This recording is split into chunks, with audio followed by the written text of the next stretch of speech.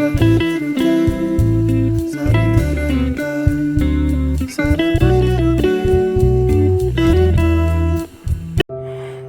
সকাল বন্ধুরা, তোমরা সবাই কেমন আছো? আশা করি তোমরা সবাই ভালো আছো, আমরাও ভালো আছি। চলে এলাম আবার একটা নতুন ভিডিও নিয়ে। তো তোমাদের সোমা বেঙ্গলি লাইফস্টাইলের আমি সোমা, নদিয়া জেলার ছোট্ট শহর থেকে। বড়দের প্রণাম ও ছোটদের ভালোবাসা নিয়ে আমি আমার ভিডিওটা এখান থেকেই শুরু করছি। তো আশা করি তোমাদের সবার ভালো লাগবে। তো আজকেও চলে এলাম আবার এক কাহিনী নিয়ে। তো আমার ছোটোবেলায় কি হয়েছিল তো সেটাই আজকে তোমাদেরকে বলবো। তো আমার যখন 6 বছর বয়স, তখন আমার ভাইয়ের বয়স তখন 2 বছর, আর আমার দিদির বছর তখন 8 বছর। মানে আমি আর দিদি 2 বছরের ছোট বড়, আর আমার ভাই আর আমি 4 বছরের ছোট বড়। তো আমার যখন 6 বছর বয়স না, তখন আমার একটা অসুখ হয়। তো সেটা হচ্ছে ডিপথেরিয়া। তো আমি না ওই গলায় ঘা হয়েছিল, আমি না সেটা বুঝতে পারতাম না, শুধু আমার কান ব্যথা করতো। তো ওই যখনই কান ব্যথা করতো তখনই মার সাথে বলতাম, মা জানো আমার কান ব্যথা করছে। ওই কান ব্যথা করছে, খানিকক্ষণ চুপচাপ হয়তো বসে থাকতাম, আবার সেরে যেত। তারপরে আবার খেলাধুলা যা করতাম, খাওয়া দাওয়া করতাম। খাওয়া দাওয়া হয়তো ঠিক মতো করতে পারতাম কিনা জানি না, অতটা মনে নেই।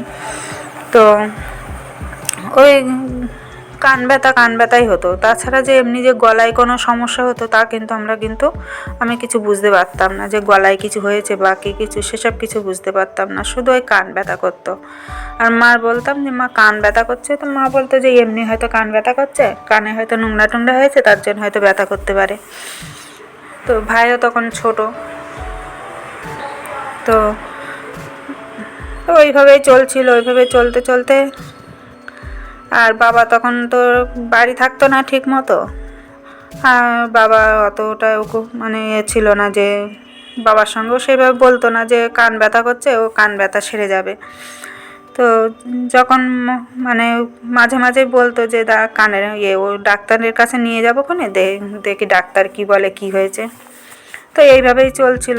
তো সে নিয়ে আর যেতে পারতো না, নিয়ে আর যাওয়া হতো না। তো এইভাবে চলতে চলতে একদিনকে হঠাৎ, আমাদের তখন তো কোনো মানে ছিল না, চৌকি ছিল না, আমরা তো নিচে মেঝেতেই আমরা শুতাম। তো কি গরম আর কি শীত, ওই মেঝেতেই শুতাম। আমরা 4 জন নিচে থাকতাম, ঘরের মধ্যেই শুতাম, ঘরের মেঝেতে শুতাম। আর বাবা তো বাড়ি থাকতো না, বাবা সন্ধ্যা বিকেলবেলা চলে যেত, পরের দিন সকালবেলা আসতো।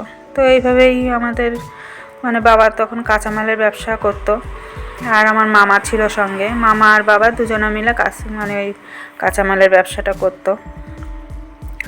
তো ওখান থেকে তাও সেদিনকে মনে হয় মামা যায়নি, মামা কলকাতায় যায়নি, ওই বাবাই গিয়েছিল। তো পরের ওই যেদিনকে রাত্রে এরকম হয়, তো সেদিনকে রাত্রে ওই 4 জনার নিচে মেঝেতে শোবো বলে মানে জায়গা করেছে। খাওয়া দাওয়া হয়ে গেছে, খাওয়া দাওয়ার পরে শুতে যাব। সেই সময় দিদি বলছে আমি দেয়ালের দিকে শোবো না, আর আমি বলছি আমি দেয়ালের দিকে শোবো না। এরকম করতে করতে দুজনে তো ঝগড়া বাঁধিয়ে দিয়েছি, ছেলেপিলের মন যেটা হয়। তো দুজনে মিলে ঝগড়া করছি যে আমি দেয়ালের দিকে শোবো না, আর দিদি বলছে আমি দেয়ালের দিকে শোবো না।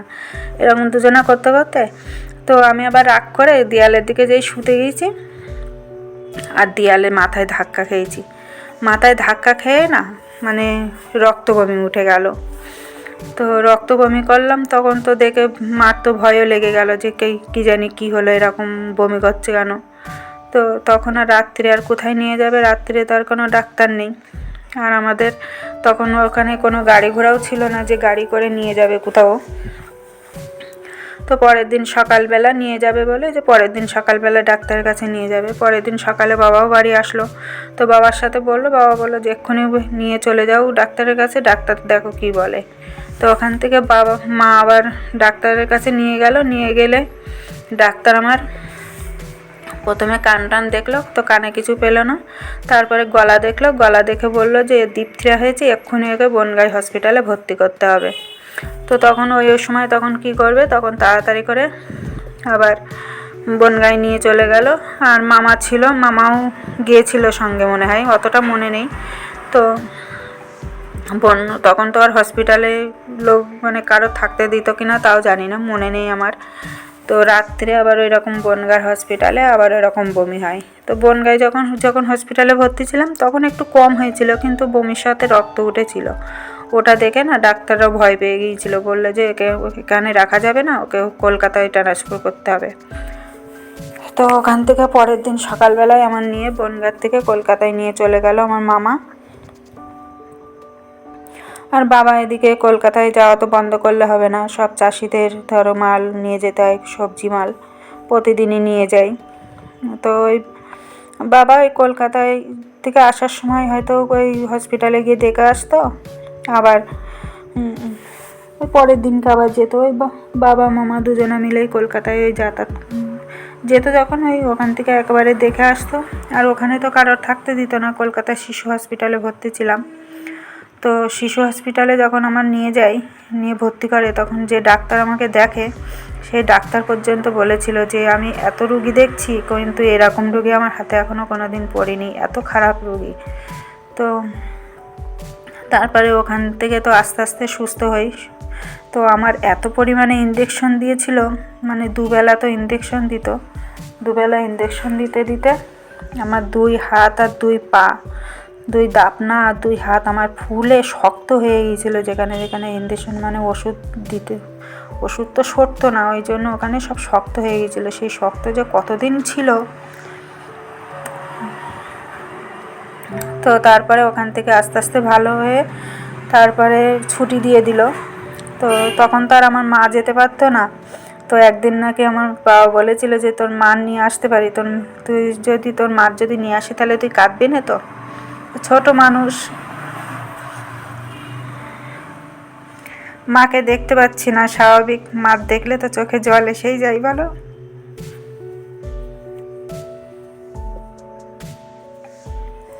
তো তোমাদের সাথে বলতে বলতে আমি কিন্তু বুঝতেই পারছো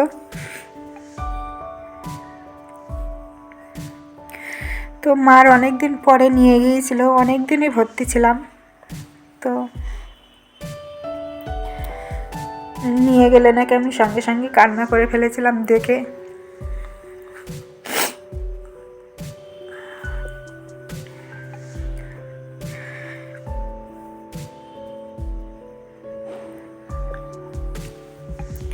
তো তারপরে যখন আস্তে আস্তে সুস্থ হয়ে যায়, সুস্থ হওয়ার পরে যখন ছুটি দেয়, তখন ডাক্তাররা বলেই দিয়েছিল যে আমার কোনো রকম কিছু হয়তো ক্ষতি হয়ে যেতে পারে।